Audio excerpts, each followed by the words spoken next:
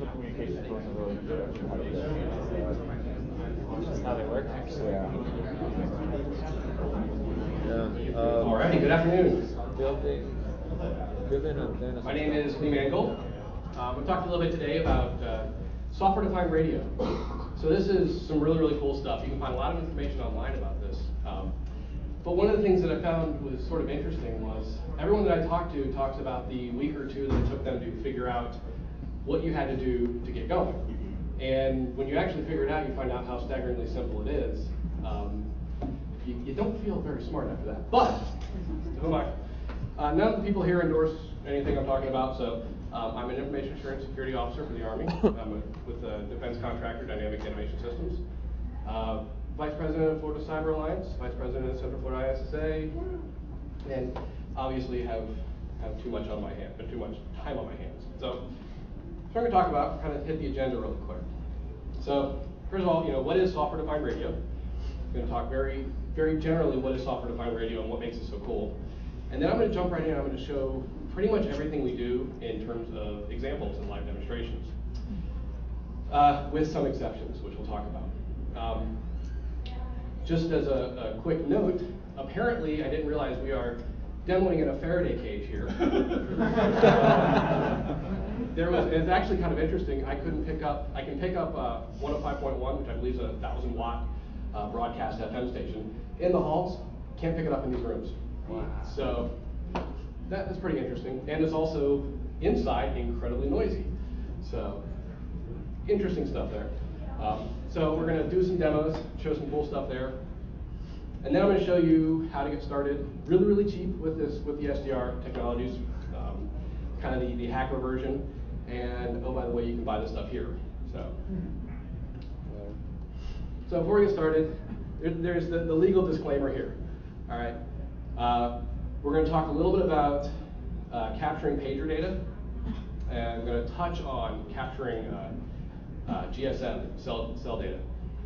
Both of those things are illegal for ECPA, but let me give you some legal advice because I'm not a lawyer.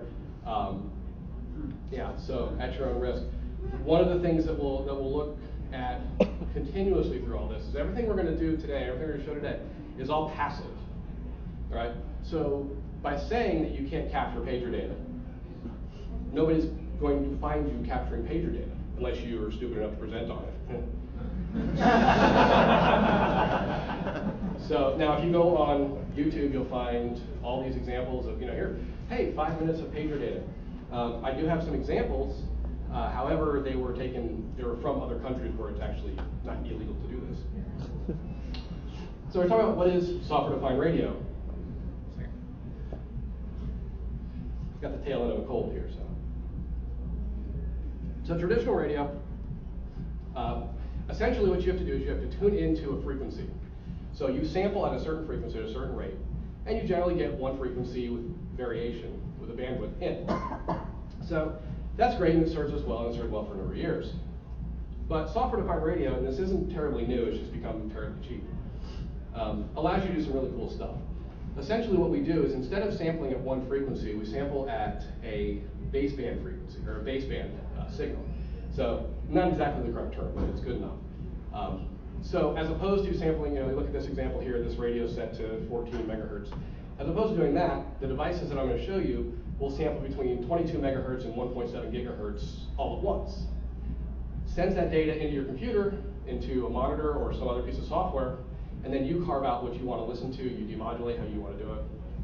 So it takes a lot of the logic out of the hardware, this hardware that you actually would have to manipulate otherwise, and puts it into software. So the other cool thing about that is, if you look at that bottom right picture there, that's a HD SDR. And you'll see we can pick up multiple signals at once, and we can actually see interesting data, interesting stuff. So that's one of the really big advantages of SDR. So talk about the tool chain really quick. It's really not that much involved.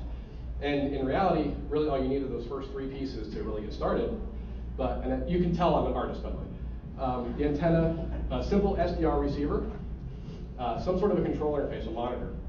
And if you want to do decoding, be able to some decoding software or something like that. So the first thing Realtek DVT dongles. Realtek, this isn't the only kind. There's several out there we'll talk about. Just found out that Hacker Warehouse has these right now for 20 bucks, and they got 40 of them. So after I show you this, go buy them. I don't get a kickback. Yeah, figure that out. We'll see how that works. Some sort of a controller or a monitor interface, and decoding software. Now we're going to talk a little bit about one of the little gotchas with this decoding software and how we actually get the data back into the system. And we'll talk about that in a minute. But let me show you really quick. I'm going to show you all I have right now. I've got one of these little dongles plugged into my laptop, and it's connected to this small antenna. You know, if it's worth doing, it's worth overdoing, I guess. And I'm going to show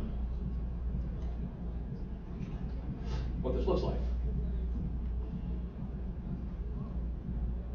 Eventually. All right, so. Oh, that ain't gonna happen. All right, so this is set to 131. Let's see what happens. So, unfortunately, I can't really control it over here, so we're going to do this. Hold on. Completely messed up my resolution. Oh, that's nice.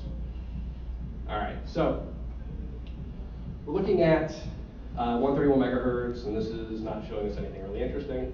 One of the things that I like to do, just to sort of get started, is you kind of look into the broadcast FM area. So if you notice, this is sort of one of my problems with my demo today, is that this entire broadcast FM band is not showing at all. So I do actually have an FM trap which removes some of that, but none of the data is coming in. So that should be pretty interesting when we start showing some demos. Let me see if I can find a. So now you can start seeing some of the patterns emerge here. Let's see if I can raise the contrast just a little bit for you here. You can start seeing patterns. So this is kind of an idea when you find a signal, you know, zoom in, you can hone in on it, sweep around, and actually find other interesting stuff. See if you can find anything. So the question becomes there, you know, where do you find these signals? And where do you know where to look? So a lot of it you can just do Google searches on. Has anyone seen this before? Yep. Yeah. So this is a really cool chart. I'm not entirely sure how helpful it is, but it looks really cool. And if you hang it on your wall, you look really smart. But it'll show you sort of the frequency allocations and where the FCC has said that things should be allocated. Another really cool way to do this is using frequency counters. So a frequency counter is actually really cool. They're not always the most accurate, and of course I buy the cheapest one I possibly could. I'm going to kind of show you this. It's just a simple display. I've got this little camera sitting here. Get right up next to it, and it's telling me it's at 921 megahertz. So really easy, really simple. I've actually taken this, and I connected it at one point to a directional antenna. It did something. I'm not going to say it really worked all that well, but it did something. So we're going to talk about some cool stuff you can do. Right, so here's some interesting cool stuff. And actually, I need to jump back to presenter mode here.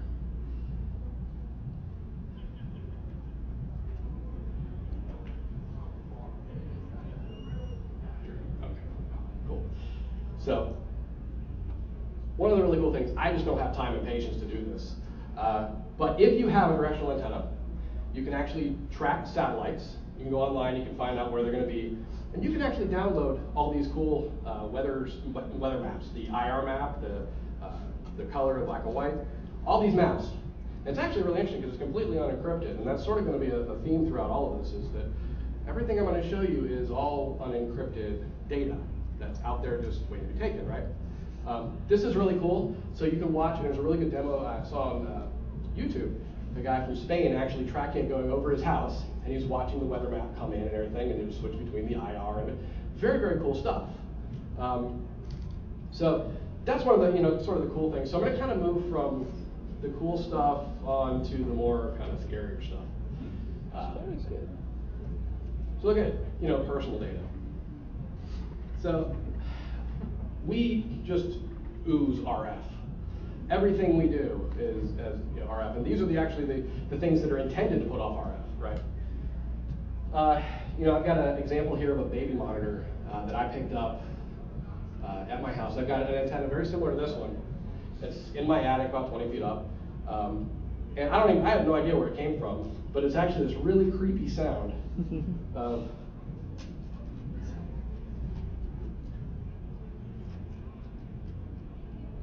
That's not loud enough. All right, but it's just a lullaby is all it is. And it plays all night long, and I don't know why it's creepy, but it is.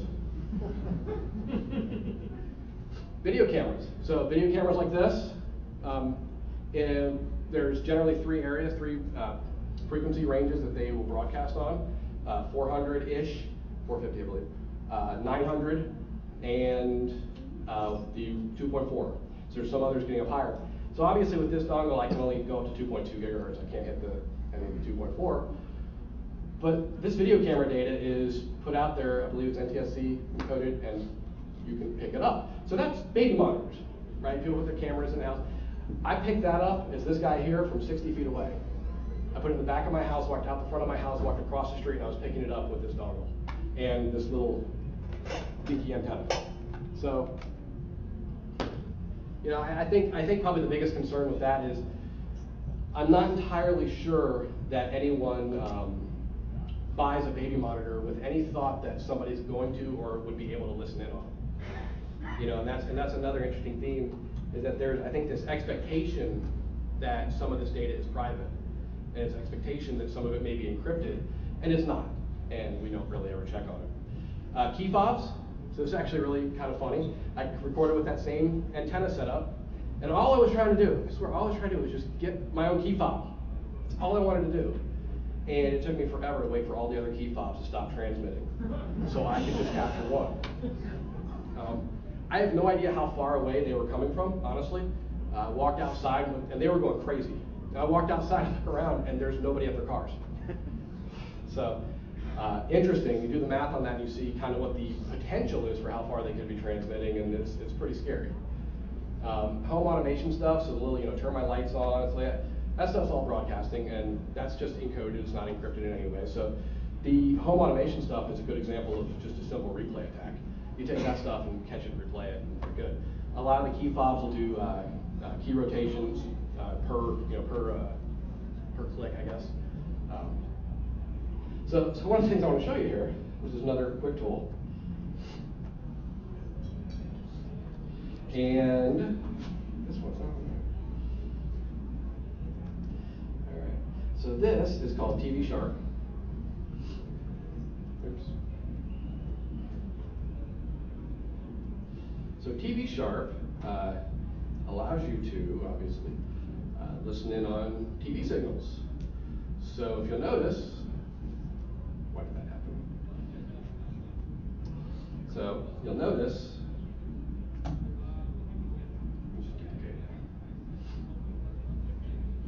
we have this camera up here,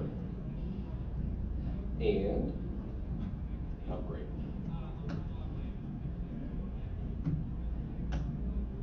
So we can play around with this all day, but you'll start to get closer and closer and closer to the actual frequency.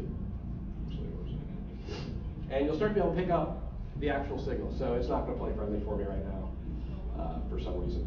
But another interesting point of this is these dongles, it's actually a limitation on the USB. They don't have enough bandwidth on the dongle themselves to pull through full color data and audio and everything all at once. So you do have some issues with that. But again, this is a Wi-Fi or a wireless device that people put in their homes. They don't really realize. You take free software, a $20 dongle, and with the antenna included, by the way, and you go out and you can listen to this stuff. So other places where that's very interesting, backup cameras. They all generally run at the same frequencies. You've also got some of the cheaper security cameras. So there's stories of people who drive down I-4 with backup cameras, and they drive past a hotel and they pick up their security camera in their parking lot. So that's very interesting, and I'm not sure the people that run these hotels really know that, right? Would they care? Well, that's a different question. But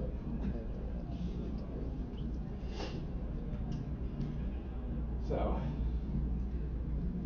at some point I'll just stop flipping back and forth, I'm sure, but it hasn't happened yet. So, one of the other things, so next I want to show you, this has been talked about a little bit, AIS. So this is a public safety system. So it's intended, in theory, it's intended to let all ships know that other ships are in range, where they're going, what their heading is. So you generally stay out of each other's way. You can keep track of each other. We know someone's out there, and if there's a distress call and they're still broadcasting this, you know, there's a lot of good ways to use this, right? Unfortunately, what it also does is it sends out, you know, your ship name, your location, where you're going, and you know your speed and everything. So why is that important? Well, there's an interesting case. There's a company in South Florida, Odyssey Marine Exploration. They do commercial deep water salvage, like on historical, you know, shipwrecks and things. And their whole business model is, or their way they operate is they take ships with sonar buoys on them, and they troll the water back and forth, back and forth, back and forth. Obviously pretty expensive. They take that data, they put it together, and when they find something interesting, then they send out their other ship with their, you know, multi-million-dollar underwater robot, UGV. And I think they said that cost them about $30,000 a day to operate that ship.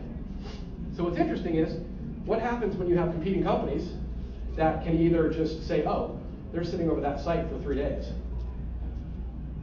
Did they find something? You know, so the other problem with this is all this data generally gets aggregated and it gets put on the internet. So it's not just as easy as, you know, or it's not just as I guess it's difficult really, as setting up the ADS or the AIS receiver radios, but you can also get on the internet, you can see where ships are. So very interesting. Again, it's a public safety intended system that really puts out a lot of interesting, has a lot of interesting privacy implications. So, you know, this is one of the things. This is Vessel Finder. So I pulled this up March 24th, and it's very interesting. You know, I saw here's the freedom of the seas. What, 4,000 people on it, and here's their location. Pull it up online, you can find out where they are right now. You know, and I think it's interesting that the Coast Guard, or I think it's Coast Guard, will give them an armed escort out of the port, and then after that it's like, all right, see ya, and tell us where you are at all times, and the rest of the world. So it's kind of interesting, right? So I'm not going to speculate on what you could use that for, because that's kind of obvious. So what's the scope of this? Well, here's, you know, I just zoomed out, and you can see all these little dots. You can see also, you know, inland as well. And then, you know, the one thing that just kind of caught my eye was this one little lone ship out all by itself, which is a you know, pleasure craft, and it's heading sailing to Gibraltar. So interesting data that I'm not sure what the solution to that problem is. But nonetheless, you can pick that kind of stuff up with these ADS or these DVB receivers, and interesting stuff. Food for thought. So next thing I'm going to talk about is aircraft data. So there is a lot of data that comes out of aircraft. There is a lot of RF. So when they tell you to turn your phones off, I'm not sure what that means really, but you know, to kind of illustrate that, here's some of the radios that they use, and this is on a 737, right? So you know, these are all broadcasting in some ways, or weather radar, you know. So a lot of stuff, a lot of radios, a lot of traffic going on. So, you know, there's the two big things. So with the Malaysian airline thing incident, I heard a lot about talking about ACARS data, and people were, you know, we lost ACARS data, or they turned off their ACARS transponder or something like that. So ACARS is essentially, think of it like text messaging almost. They're formatted messages that you can send out. Aircraft locations, you can send out maintenance status, maintenance reports, maintenance requests, fuel reports, all sorts of stuff like that. And you can also make a request for them from other aircraft as well, and so on. Did I mention that it's not encrypted either? So, interesting things you can do there, we'll talk about in a minute. Well, you could do there. And then there's ADS, or what's normally used as ADS-B, which is a lot like AIS, same basic capabilities. The difference is well, the difference between these two here is that ADS or ADS-B is actually going to be mandated on all aircraft in U.S. airspace. So it's interesting if you pull up, the output of some of this ADS-B data or the ACARS data, and you get the location of an aircraft, it'll have its ID on it. You can look that ID up. You can find out who owns it. You can find out what airline it's from, whatever, and you can do that all the way down to a private aircraft. So if you've got, people, private security kind of, services, that's kind of interesting. All you got to do is just know they're getting on that aircraft, and then you go and just listen for the data. Now, again, this stuff is all aggregated on the internet too, and that's something. So, and they use the same kind of technologies, just sensors all around our country and all around the world, to aggregate all this data. And there's actually another one too. But, so, kind of show you now, this is the one demo that I really wanted to show, was the ADS-B, because it's really cool. And we're going to see if it'll work. But, not terribly optimistic. So we're going to start an application called ADS-B Sharp. So now, just so you kind of know where we're at with this. To do what I'm about to do right now, you need this dongle, an antenna, which comes with the dongle, and ADS-B Sharp you download for free, and then, yeah, so we are actually capturing good. And then something to visualize it, which I'm going to use, it's called ADS-B Scope. So this is still all free stuff. Now let's see if I can actually catch some data. Did I mention that Faraday cage? Yes. So, that looks good. A little smaller. Yeah, and we're not pulling in any data. So unfortunately, I brought this huge antenna, and even that's not working in here. It almost matches the one in the parking lot. So, yeah, we're not getting any data in, but I can sit at home on my computer and it pops right up, and inside, outside, whatever. You can build special antennas, get higher gain and stuff like that. Interestingly, I was trying to think, it actually wasn't the purpose-built antenna. It was one of these in my attic. I'm able to actually see aircraft when they report ADS-B. I'm able to see aircraft from, I think out of like 75 kilometers from home, and that's not using the right antenna. And yeah. On the dongle, Yeah. what sort of antenna connection does that use? Because I know it's not like SDR. Yeah, we'll get to that. I'm going to show in the very end sort of like everything you can get to build this up. Yeah. He was asking what the antenna connection is, so we'll get to that. I call that the upsell. So, I'm trying to show this down. All right. I said stop.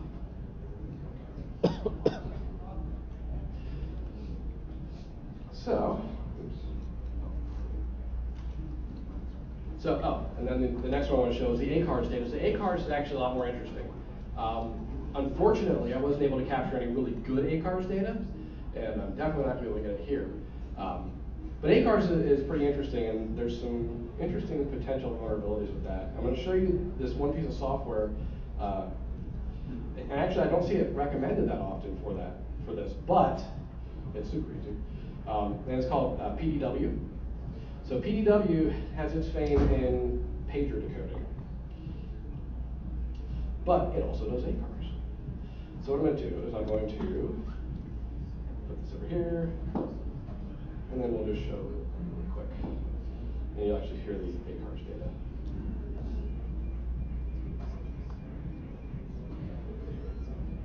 So, not very exciting stuff. You'll see a lot of decoding errors and stuff like that. And that's really because I didn't have the antenna tuned right, and I actually got lucky on a lot of this stuff. So, what that was, and actually, if you do this, I don't know why I think everyone else should hear this, but you should. So this is what it sounds like.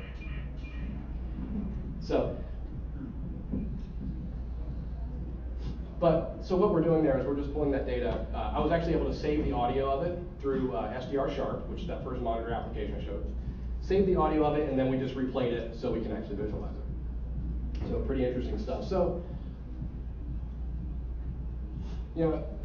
this is another one of those cases where this is a cool thing. It might be a public safety thing for ADS-B at least. ACARS, I believe, is a proprietary protocol, but anyone can use it, but I think you have to be licensed to develop hardware for it or something like that. I could be making all that up. But there's some interesting, possible vulnerabilities here. So, like I said before, that there's no encoding or there's no encryption on any of this. There's also no real, verified source attribution of any kind. So what stops someone from sending out ACARS data or ADSB data? Nothing really. So, the really funny examples, I guess funny is relative. But the interesting examples, when you're at the airport, can you make your buddy's plane not take off by sending out a engine failure notice for his aircraft? Well, I'm not going to say you can because I don't know that anyone's actually tried it, but in theory, yeah.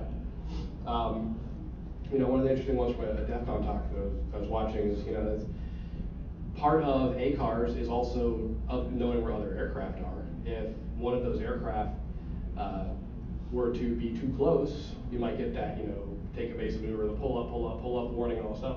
What stops somebody from sitting on an airplane or broadcasting out? I don't know why you do it on the airplane, but and saying there's an aircraft heading right towards you, pull up. What stops the airplane itself from saying and pulling up, right, and having the pilots reacting, right?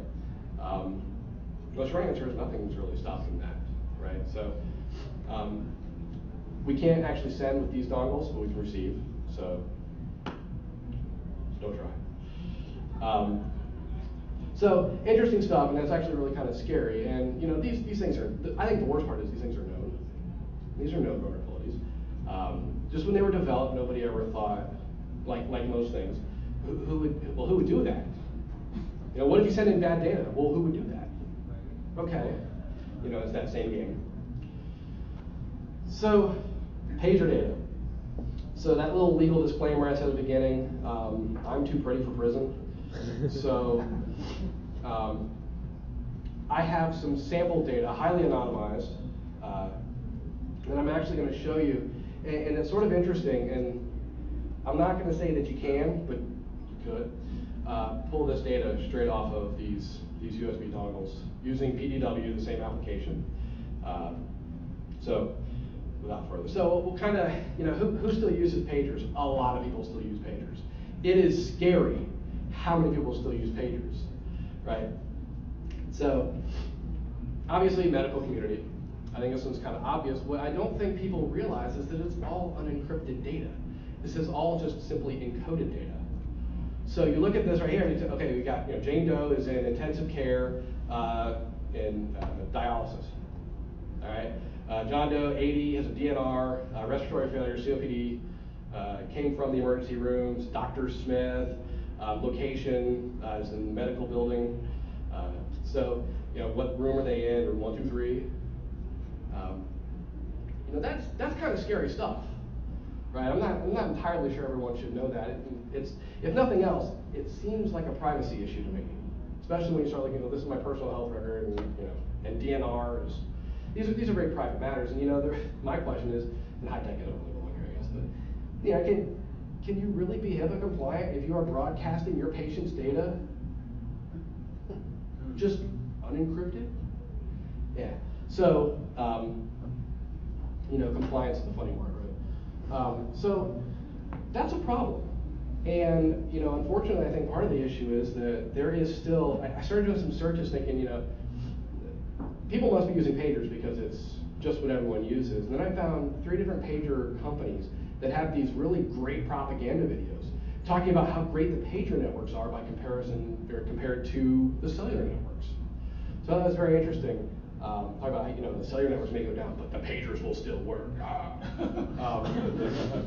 And to some degree, there's some truth to that, but it's not because it's a problem that can't be solved, right? It's just a problem that hasn't been solved. So, moving on to some more interesting data. Nagios. How many people have Nagios sending data out to a pager? Don't raise your hand. All over the place. This makes up about 30% of the traffic as Nagios. So now I want to kind of point your attention to that last line there, because I think that's really interesting. So this is a bank sending their sonic wall alerts, presumably to an email address that's going across a pager network. Wouldn't it be cool if you were trying to get into a bank and you knew every time you tripped their IDS, their IPS? That'd be really cool information, wouldn't it? You know, same general compliance questions there. You know, how can you be compliant with, you know, insert your compliance metric here. If you're broadcasting internal data, you know, confidential data, right over these pager networks. Unfortunately, a lot of the cases, nobody knows. And I think this goes back almost to the idea of, you know, what is the expectation? And I think people have an expectation that pagers are somewhat private, right? And we can break that with $20 in hardware. The thing breaking it, you're just listening to it and decoding it, and the decoding standards are open. So, kind of scary. A couple other funny things. So, you know, SCADA devices sending out, you know, interesting information. Large local theme park, not the one you're thinking, sending out ride count information, ride counts, you know, status, or this ride's having trouble, stuff like that. I'm going to come back to the third one in a second. Of course, there's pager spam. There's still pager spam. Hot job for you, call, you know, whatever this number is. The standard, you know, call me at this number. And of course, the doctors all need their sports scores, right? So that third one I think is actually really interesting because I don't really think much about it at first. And kind of going back and looking at it, it's like, you know, what does that say? It says, you know, this guest, Jane Doe, has a broken and missing remote. This is a hotel. You know, so this is a service request. Send that remote to, you know, room 4E. Well, just thinking, just for fun. What if you were to call the hotel and say, hey, this is, you know, whoever it is.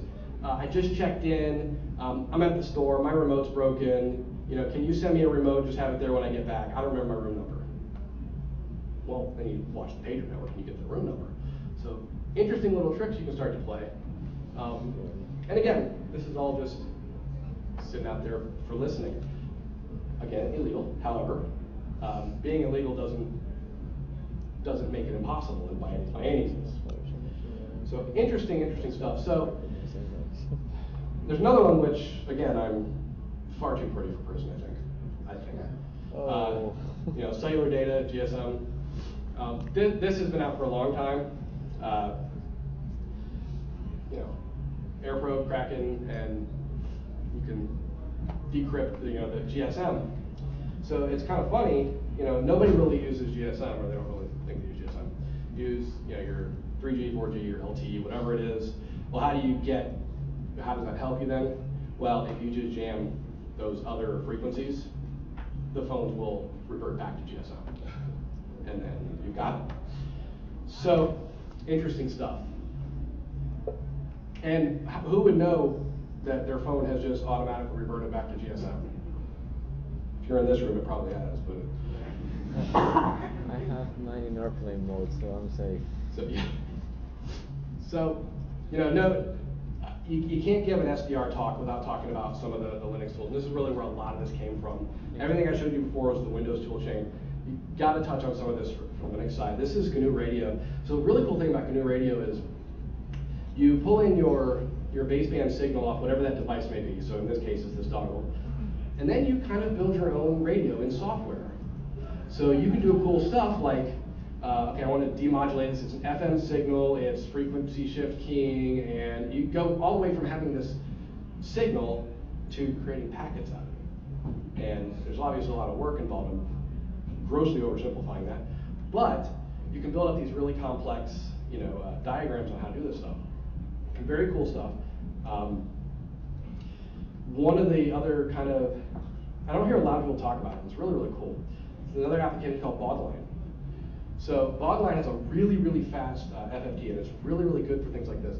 This, unfortunately, is a really noisy environment. I wanted to get something better, but this is one of these little, you know, turn my Christmas lights on and off kind of things. But if you had a cleaner signal, you could zoom right in on this, and you can actually kind of see in this case, I guess not really, but if you have like frequency shift keying, you'll actually see the frequency shifted, and you can start counting, you can clean it up, and you can zoom in, and you can actually start reading in some cases, essentially what's like Morse code, but it's ones and zeros, and you convert that in. Now you create your little software-defined radio in GNU Radio, and you've created a decoder for whatever that signal is. So really, really cool stuff. You can lose a lot of time, a lot of your life in trying to figure out what that weird signal is. There's one that's been bugging the crap out of me and no one can figure it out, so I don't sleep much. So, interesting other interesting cool stuff that's out there for the listening. EPAS, right? So the RFID stuff on the EPAS, you do have to have an active signal going to the EPAS. There are ways to do that, and you can get that data back. You can also, and you get back a key, right? It's a static key. You can also turn around and just retransmit that at the EPAS receivers and kind of mess with them. The tire pressure monitors in your car. So it was interesting. There's an a proof of concept a little while ago, where you set up devices just like this, and you set up a monitor on the street, and just listen for TPMs to come by. And every wheel on every car has a unique TPM, or a tire pressure monitor. So can you trap people with that? Yeah, pretty easily. Your cell phones, security cameras, the backup cameras, everything. So this stuff is all sitting there broadcasting. And a lot of it's probably sitting there broadcasting in facilities that you work in or that you manage or things like that. And do we ever realize that? Do we ever look for that? Generally, no. So hopefully this kind of gives you some ideas. Good ideas. So kind of walk through really quick. Get started with decoding. So again, we're going to go back through my awesome artwork. There's really only two tricks here. All right. There's a driver, and it's the I keep forgetting what it's called. ZADIG is the application. I'll put all this stuff on my website, on my blog, so you can just download it all at one place. Very cool stuff. Install the driver.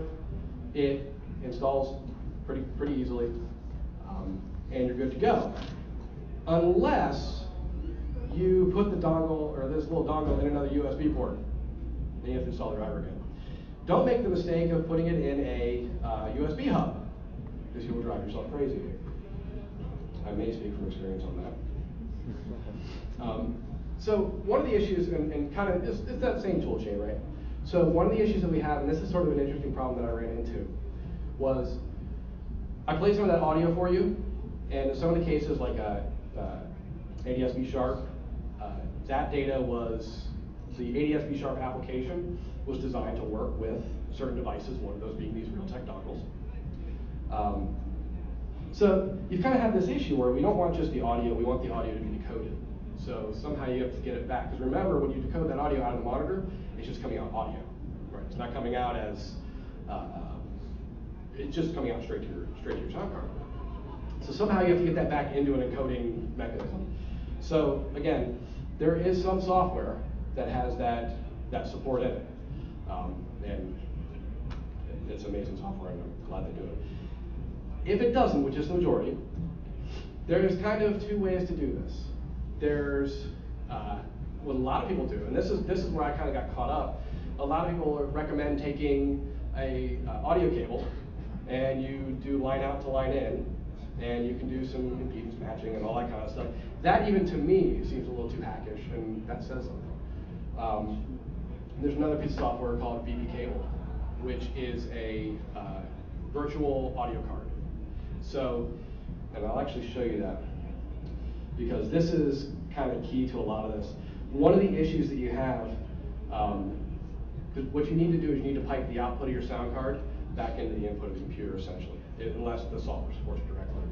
So one of the issues that you'll have is, okay, so fine, I do that, but now I can't hear my signal anymore. So if I'm sweeping through the monitor and I want to try to get the signal nice and clean, I can't hear it anymore. Well, VB Cable kind of lets you do that pretty easily. Let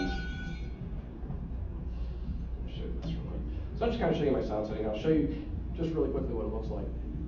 So after you install it, this is as close to an unattended install as you can get. So I'm not going to show that installer. On your playback the cable input, recording. You set your defaults to the cable output. And this is a little trick. We've all seen this before, I think. But you can do listen to this device. And you can say, I want to listen to this device on my speakers or headphones or whatever it is. So once you do that, everything is kind of downhill from there, and it's all having fun. So that's really as easy as it is. So why does it take so long to figure that out? Well, I just didn't really want to do that whole audio cable trick. And this BB cable thing, I've only seen a couple people talk about it. So, you know, these are kind of those little quick tips and tricks. Also, the whole switching your USB port thing. Yeah. So, you know, this all sounds great and everything, but there are some pitfalls with these things. So these were made to pull in TV channels, right? Obviously not made necessarily for what we use them for. So they don't have the greatest antenna with them, though honestly it's actually fairly decent for what you use it for. Broadcast FM and other signals, other strong signals, will tend to raise the noise floor and kind of wash out anything interesting. There's ways around that, which we'll look at really quick.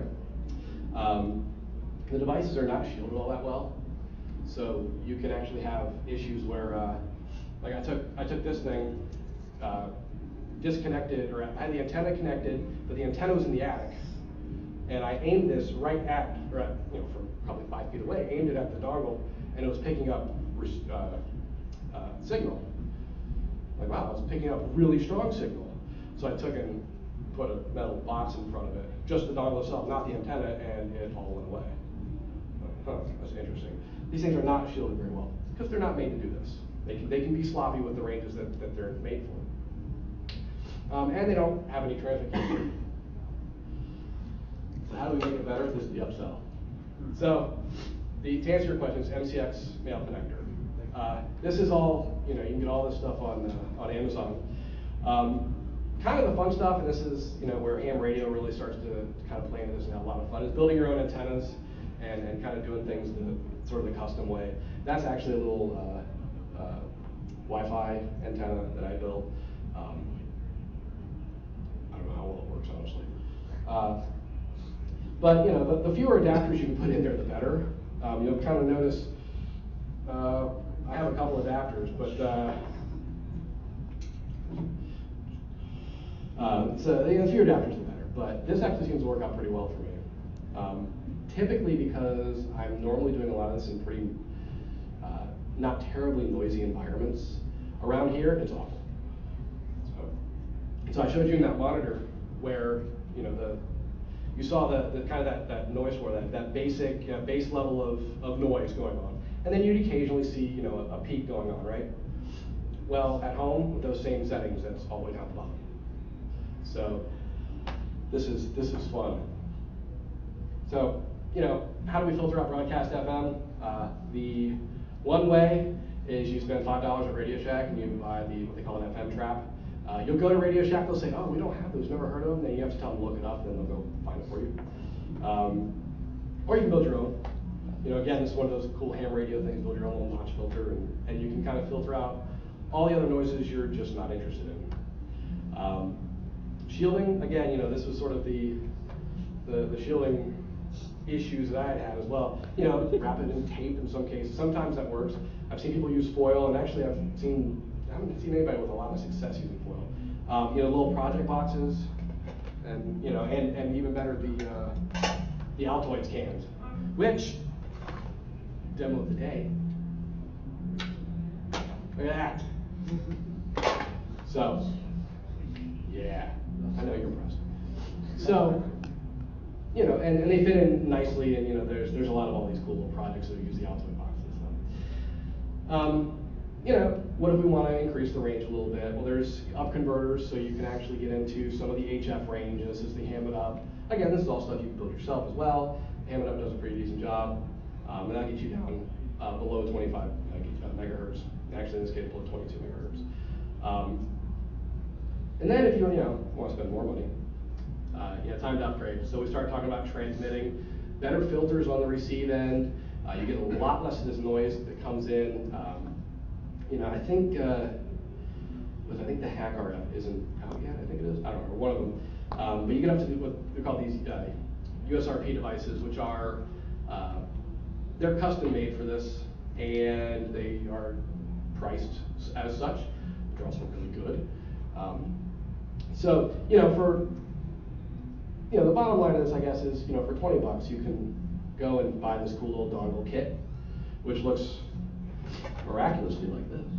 You buy this little cool dongle kit and plug it in, download free software, and you're good to go. And you can listen in on all that cool stuff. So later this evening or tomorrow, I will have all the software up on my website, so you can just download it all from one place. There's a cool little installer, automatic installer for the drivers. So it's a lot of cool stuff, really easy to get started. Obviously, YouTubes and Googles are your friend with a lot of the stuff. But hopefully, you guys will come out of this with knowing how to go from this to actually being online, listening, and getting going. So with that, I'll ask, are there any questions? Very back.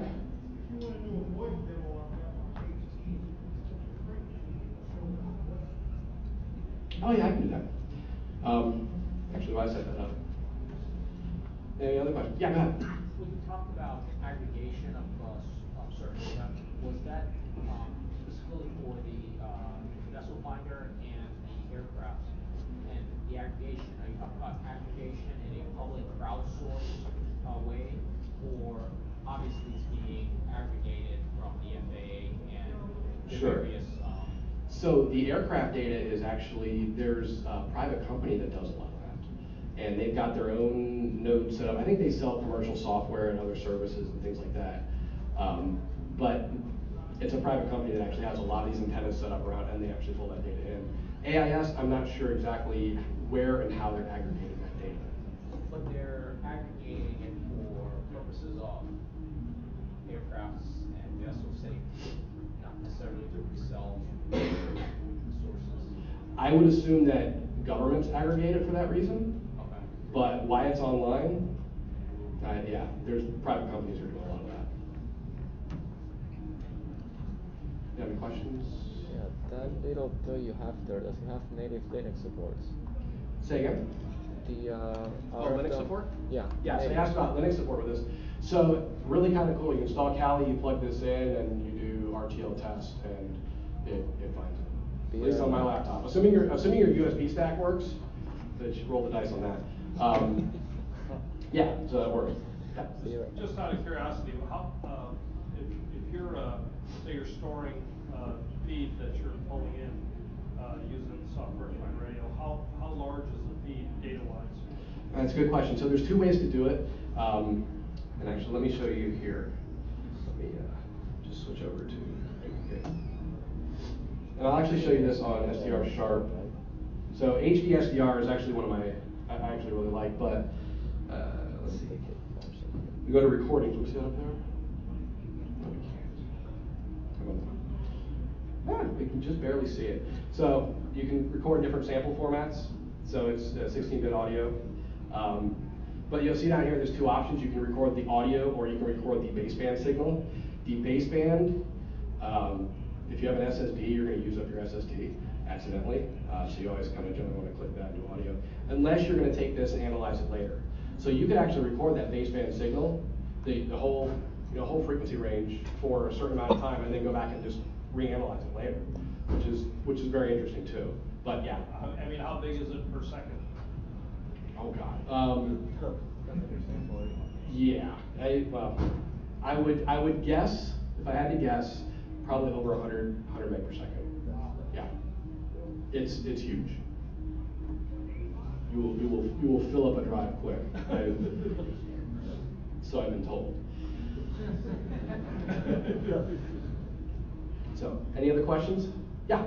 So one bit of software, at the end, you said you haven't found anything talking about. Podcast name is it? Is BB cable? No, it's not BB cable. Oh, baud line. Sorry? Baud line? Right, yeah, that's Yeah. So, yeah, baud line is very, very cool. When you start getting into more analysis of unknown signals, baudline becomes very, very interesting. You know, like I said, you can find some, baudline has, their website, you can find some really cool screenshots of their, when they have their, USRP device that filters out all the noise and you focus on one signal and you get a nice clean signal through, you can create some really interesting, it's really pretty easy in some cases to figure out what the encoding is. Very, very cool stuff. Yeah. You can do some filters in radio as well. You have to sort of look at the software filters and stuff. How do you feel about that as opposed to kind of like, getting a hardware filter or whatever? So that's kind of part of the issue with these dongles is they don't have, it's partially the shielding and partially the front end filtering. They're not made to be very precise. So what you generally want to do is you want to filter out all the noise coming in before it hits that device. Because what will happen is you'll flood out that baseband signal and then you'll start losing data. So it's already too kind of, the signal's already too damaged to filter out, come back and really. Right, once you get to that point, right. So, any questions? Yeah? On your hardware spectrum, there was the 1 cube at one end. Is that comparable to the dongle you're working with, or is that? Yeah, so the Fun Cube, I think you can get those for something like $50. Fun Cubes, the big advantage I think there, and I think they have different frequency range as well, but the big advantage that you have there is they can also transmit. And from what I understand, there's some limited transmit, but you can't actually transmit with these. So if you're interested in trying to demonstrate like a replay attack or something like that, that's kind of the bottom end of where you should probably start. The Hack RF and the Blade RF are, one of them I believe is still, hasn't been actually produced yet, but they're reasonably priced, $300-ish range, I believe. And then the USRP devices, it's not uncommon to see an entry level one at $2,500. So, and up, that's the entry level, right? Any other questions? All right, so one last thing. So when I was talking, did anyone remember what I'd said on these little dongles here? What was the top end frequency? So we got you a free dongle. If you want to buy these, Hacker Warehouse again has them right there. They got 40 of them, $20 a pop. I'll be around and I'll click install for you if you need help. So, all right, well, thank you so much.